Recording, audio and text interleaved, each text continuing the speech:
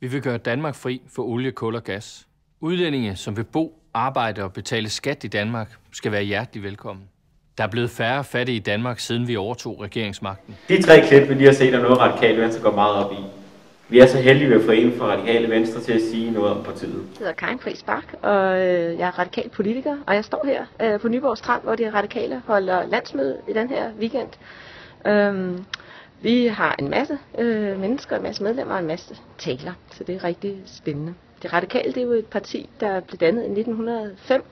Dengang der var der en gruppe, især husmænd og folkeskolelærere, der brød ud af Venstre og dannede deres eget parti, som så kom til at hedde Det Radikale Venstre.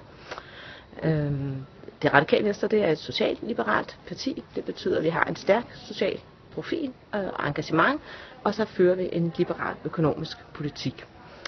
Lige nu så hedder vores partileder Morten Østergaard, han har lige været på talerstolen herinde, og vi har 8 medlemmer i Folketinget.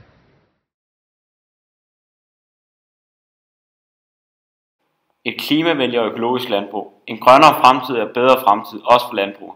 Dansk landbrug skal være langt mere klimavenligt. I fremtiden vil de ikke bare leve af at eksportere køer og grise, men i endnu højere grad også af de grønne staldanlæg, hvor dyr opdrættes i. Ligesom de på energiområdet er førende inden for vindteknologi, skal de på landbrugsområdet være førende inden for grøn teknologi til fødevareproduktionen. Målsætningen er som minimum at fordoble det økologiske landbrugsareal inden 2020. Det vil bidrage til, at landbruget i højere grad kan levere sunde kvalitetsfødevarer i verdensklasse til danskerne. De vil have et bedre sammenhængende natur i Danmark. De vil investere i at gøre op mod 1/3 af Danmark til natur. Vi er uenige med Radikale Venstres landbrugspolitik. Vi mener ikke, at der skal lægges så meget vægt på økologi. Vi mener tværtimod, at der skal lægges mere vægt på, at en landmand kan leve sit arbejde som konventionelle landmand. Det kan ikke være rigtigt, at dem, der laver vores mad og fødevarer, skal have så meget gæld, fordi der er regler og afgift på alt.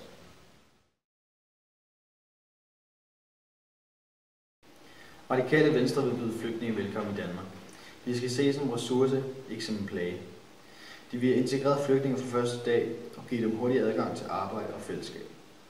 De vil have, at Danmark skal arbejde aktivt for et permanent fælles fordeling af flygtninge i EU, og selv tage en aktiv del i det.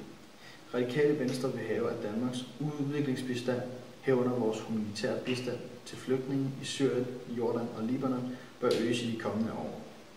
Vi har råd til at hjælpe mere, hvis vi vil prioritere, er et af citaterne fra Radikale Venstre. Vi er uenige med Radikale Venstre, hvad angår flygtninge. Vi synes ikke, at løsningen er, at de bare skal komme herop og prøve at få et nyt liv.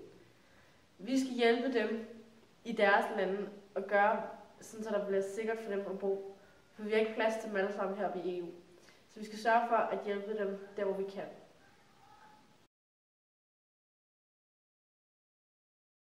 Her har vi fordelingspolitikken over blå blok og rød blok, også kaldet højreorienteret blok og venstreorienteret fordelingspolitik.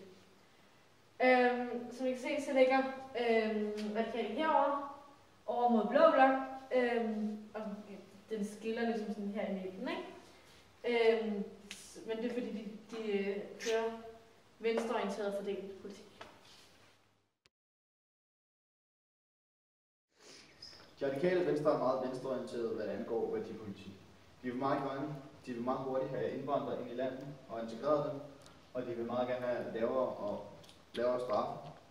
De vil meget gerne hjælpe mange ulande og alt muligt, og så vil de meget gerne lægge meget fokus på miljøet. De Radikale Venstre går meget ind for EU. De vil gerne have, at Europa bliver en slags forenet nationer, ligesom USA.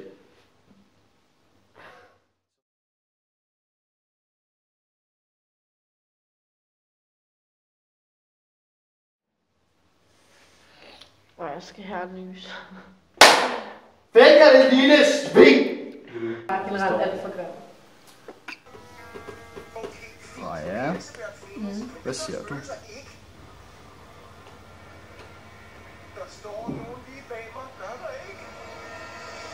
Hvad siger du?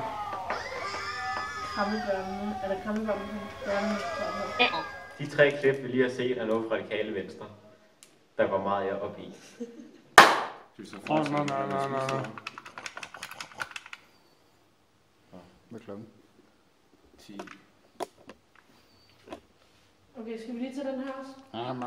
Hvem vil sige noget om det? Hvad er der at sige om det? Jeg glemte lige at se, at noget Radikale Venstre går meget ind på. Vi er så heldige, at vi har fået en politiker fra Radikale Venstre.